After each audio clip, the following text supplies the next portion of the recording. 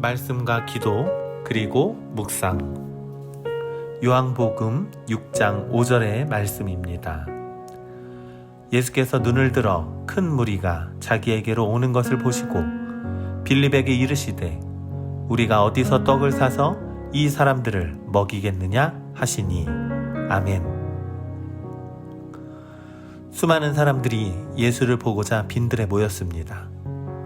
날이 저물어가는 때에 무리들이 예수님을 따라서 사흘을 다니며 굶주렸던 상황이었습니다.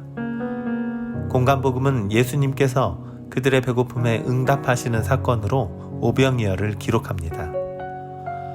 요한복음은 질문을 추가합니다. 어떻게 이들을 먹일 것인가? 라는 것입니다. 왜 이런 질문을 한 것일까요? 바로 우리를 시험하기 위함입니다.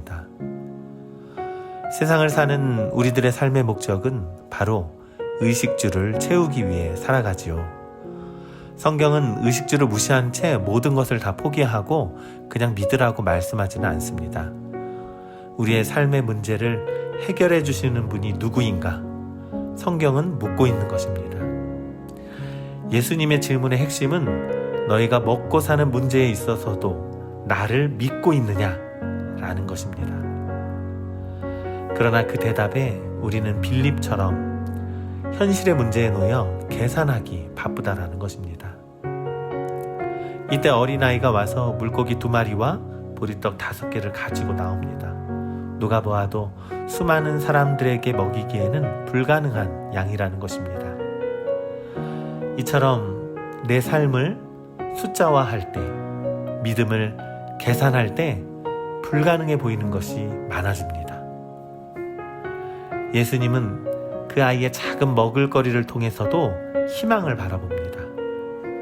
믿음이란 문제를 해결하는 것이 아니라 바로 시도하는 것입니다. 불가능할 것 같은 삶의 문제도 시도해야 하는 것입니다. 나에게 주어진 일을 찾고 그 일을 의미 있게 하며 살아가는 것. 나의 먹고 마시는 일이 쾌락과 생명의 연장을 위해 먹고 마시는 일이 아니라 누구를 먹일 수 있을까에 대해 진지하게 고민하는 것입니다. 어디서 살아야 할까? 좋고 넓은 집이 우선이 아니라 어떻게 살아야 할까? 어떤 가정을 이룰까? 고민해야 하는 것입니다. 그러나 그것보다 더 중요한 것은 누가 이 모든 문제를 해결할 수 있습니까? 바로 예수 그리스도라는 것입니다. 예수님과 함께라면 불가능할 것 같은 삶의 문제가 시도할 수 있는 용기를 주시며 희망과 소망으로 새 힘을 덧입혀 주신다라는 것입니다. 삶의 문제도 믿음을 가지고 주님과 함께 해결해 나가길 기도합니다. 지금 우리에게 해결해야 하는 삶의 문제 때문에 힘들어하는 것이 아니라 온전히 주님께 맡기며 희망과 소망을 품고 용기를 내어 시도해보는 여러분들이 되시길 간절히 축원합니다. 기도하겠습니다. 사랑과 은혜로우신 하나님, 삶의 문제를 생각하고 계산하니 불가능해 보이는 일들 뿐입니다. 그러나 주님께 맡기고 의지하며 그냥 가만히 머뭇거리는 것이 아니라 시도하게 하여 주시옵소서. 관계의 문제, 물질의 문제, 먹고 사는 모든 문제까지도 근심과 좌절에 아무것도 하지 않는 것보다 믿음으로 시도하고 포기하지 않도록 주님 의지를 더하여 주시옵소서.